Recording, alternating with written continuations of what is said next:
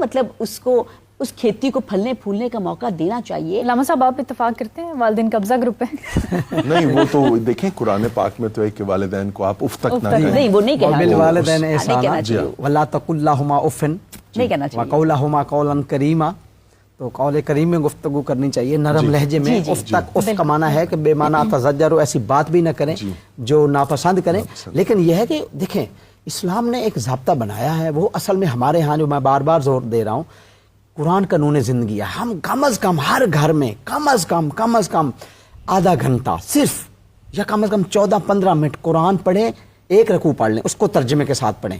جب ترجمے کے ساتھ پڑھیں, قرآن معجزہ ہے. جب قرآن معجزہ ہے وہ خود ہمارے قریب ہو جائے گا, وہ ہماری خود قرآن تربیت کرے گا. جس طرح قرآن پاک نے اللہ کے رسول کی تربیت کی ہے, یعنی اللہ نے قرآن کی آیات ہیں نا, انہی آیات سے ہمارے نبی کی تربیت ہوئی ہے, تو ہم نے اسی قرآن سے تربیت لینی ہے. قرآن اعجاز ہے, قرآن معجزہ ہے, ہمارے نبی کا فن ہے. چونکہ اس دور میں عربی میں شعر و شاعری عروج پر تھی, اس کو مات دینے کے لیے, اس کو دھاک بٹھانے کے لیے اللہ نے قرآن عربی میں نازل فرمایا. توجہ فرمانے, لہٰذا یہ قرآن ہمارے لیے اعجاز ہے, معجزہ ہے. یہ قرآن کی بہار کا مہینہ ہے. میں جو یہاں پہ میسج دینا چاہوں گا ان بزرگان کی موجودگی میں کہ قرآن کا کم از کم آدھا گھنٹہ یا 1 گھنٹہ ترجمے کے ساتھ پڑھیں. پوری فیملی کو اکٹھے بٹھائیں, ایک ہی ٹیبل پہ بٹھائیں, بیشک کھانے کے ساتھ ٹائم ملا لیں.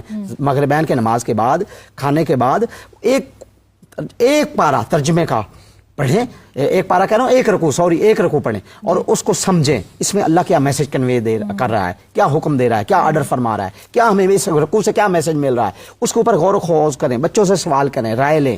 پھر علماء کی دیگر ترجمے پڑھیں. تفسیر دیکھنے کی ضرورت ہے, تفاسیر بھی ہیں, وہ گوگل سے آج کل تو مل جاتی ہیں. 1 منٹ میں گوگل سے بچے نکال کے بیٹھے ہوتے ہیں. چھوٹے بچے, میری بیٹی جو ہے 3 کلاس میں ہے, 4 میں ہے, وہ DPS اسکول میں پڑھتی ہے, وہ گوگل سے نکال کے اپنی اسائنمنٹ کر رہی ہوتی تھی, پتہ نہیں کیا پروجیکٹ بنا رہی ہوتی تھی. 3 کلاس کی بچی گوگل سے. تو آج کل کے بچے ماشاءاللہ ہمارے لیے بہت بڑا اثاثہ ہیں. آپ نے گوگل سے کہیں 1 منٹ پہ آپ کو اس طرف توجہ تو بچے تبھی کریں گے نا جب والدین بھی توجہ کریں. جی والدین بھی توجہ کریں.